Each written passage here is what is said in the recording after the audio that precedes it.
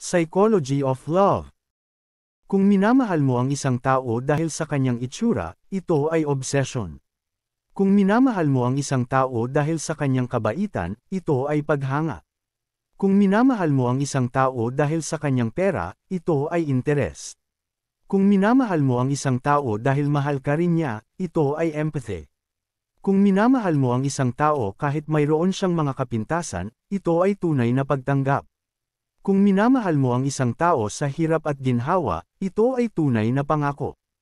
Kung minamahal mo ang isang tao dahil sa kanyang isip at talino, ito ay intelektual na atraksyon.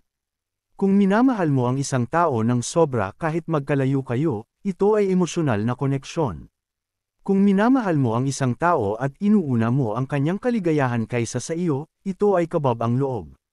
Kung minamahal mo ang isang tao dahil sa palagi kanyang pinapatawa, ito ay humor-based affection. Kung minamahal mo ang isang tao dahil sa inyong mga pinagsamahan at alaala, ito ay nostalgia-driven love. Kung minamahal mo ang isang tao dahil nauunawaan kanya ng lubos, ito'y malalim na emosyonal na koneksyon.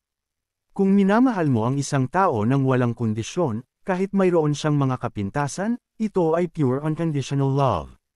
Kung hindi mo maunawaan kung bakit mo minamahal ang isang tao, ito ay ang totoong pag-ibig.